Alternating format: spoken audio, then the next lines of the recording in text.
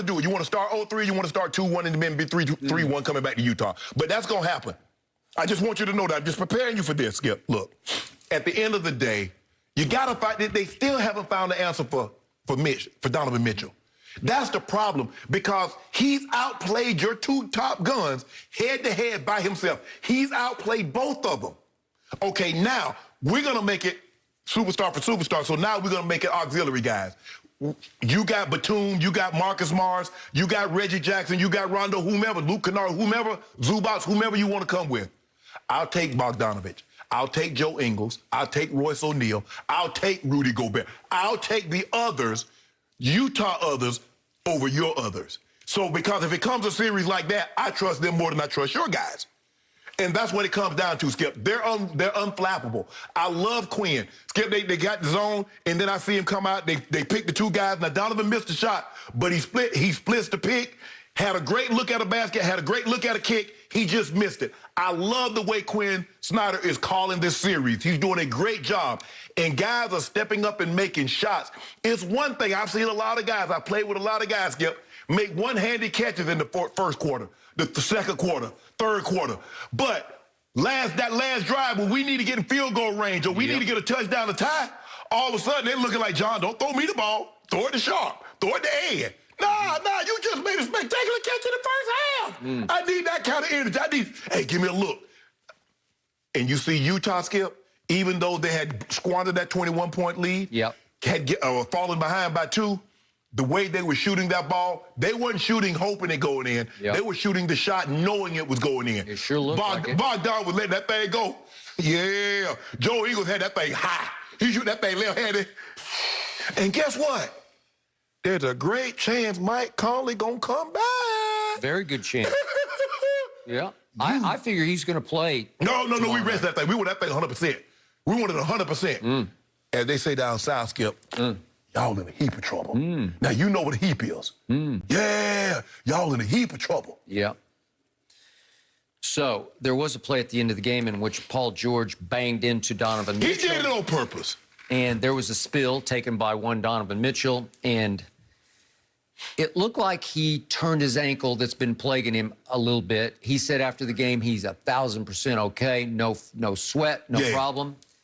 It looked like it was a little sweat and a little bit of a problem because he stayed down for a while because he took quite a hard fall. And it sort of came out of nowhere. He got a little blindsided by the collision.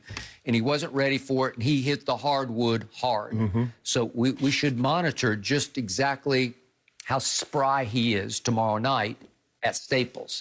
I'm not sure he will have quite the same spring. Stop hoping that he'll be just fine. I'm just bringing up what my eye test told me at the end of the game. My eyes told me you're going to be down 0-3. So I'm going to reiterate what I said before this series. I have nothing but respect for Utah because all they did was have the best record in basketball this year. That's all they did. They were ranked 3rd in offense and 3rd in defense, and that is hard to do. And that is a recipe for a championship season. That's what that is. And they led the league in rebounding. That'll work. Rudy had 20 last night. He had 20, although guess who won the backboards? Y'all won by 1? By 1. The Clippers won the rebounds by 1. So I take heart and hope in that. But your team, the Utah Jazz, also made more threes, as you well know, than anybody. Took more threes, but they made more threes. And they are supremely confident, as you said. When they stroke it like they mean it. And they seem to swish everything. Now, I saw that from Dallas, too. But this team's a better three-point shooting. Remember, Dallas ranked 18th in three-point shooting. This team made the most. Skip, but if you look at the way, the only shot, that three-point shot that you could say that was a lucky shot, was Jordan Clarkson's bank.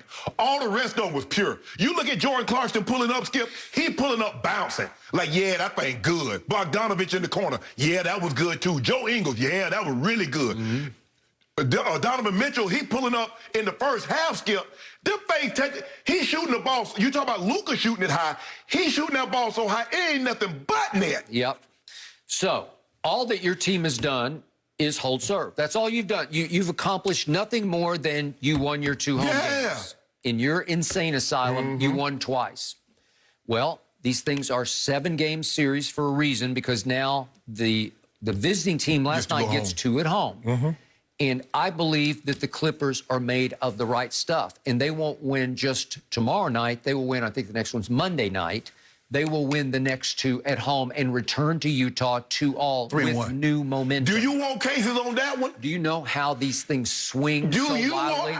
You will return to Utah down 3-1. Does Skip Bayless have the courage of your conviction? Sure I do. Okay. Right. Yeah. Skip, why you... Is that diet? That's a diet. Yeah, good for you. Why you ain't turned me on to this earlier?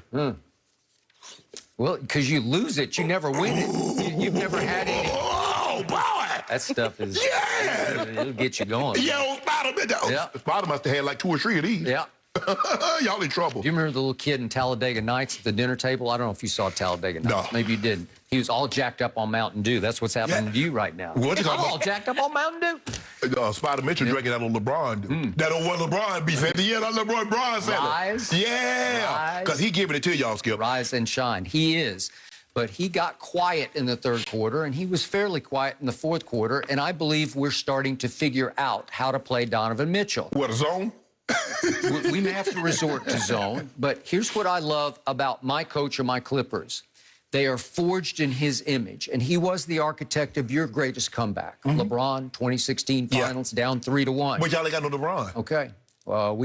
We got 2 equal LeBron. We have 2. We have to add them together. We got Kawhi and Paul George. Paul George was really good last night. Did you see Paul George in the he scored 10 more in the fourth quarter last night. Oh, yeah, but when the game wasn't even doing nothing. That's not right. Hold on.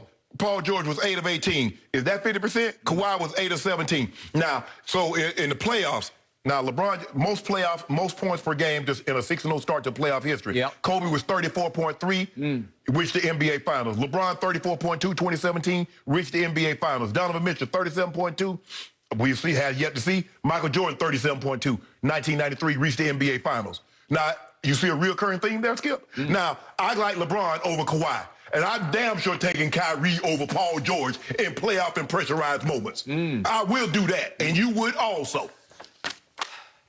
Going into this series, everybody was making a case, including our man Chris Broussard, who will join us in a few minutes here, making the case that Kawhi Leonard was making his case to be the best player on the planet, best two-way player. Skip, he ain't even the best player in this series. Well, it's 2 games. 2 games. Has he been the best player in this series? Heck no. Okay, then. Now we change scenery. We go to Staples, and there's not going to be a crazed crowd at Let me ask you a Staples. There might question. be about 6,000 people. Kevin Durant has shown you, regardless of the series, win, lose, or draw, he's still the best player. Best player on the planet. He's the best player in the series. Yeah. In his particular series, given series, he's the best player. Well, this is only 2 games in so far, and let me finish what I was saying about Ty Lue. This team is forged in his image, because what I love about Ty Lue is all during the Dallas series, when you wrote them off, I wrote them off, everybody wrote them off several times along that trail, Ty Lue never wavered. You heard not a discouraging word. There was no panic. There was no desperation. He just said, I've always been an underdog my whole life. This doesn't bother me a bit. And it trickled down to Kawhi and Paul George, and you laughed at Paul George saying, there's no desperation here. Well, they pulled it off, right? So let me ask you a question. Utah or Dallas? Because, see, Skip, that's the same animal but a different beast. You see what I'm saying here?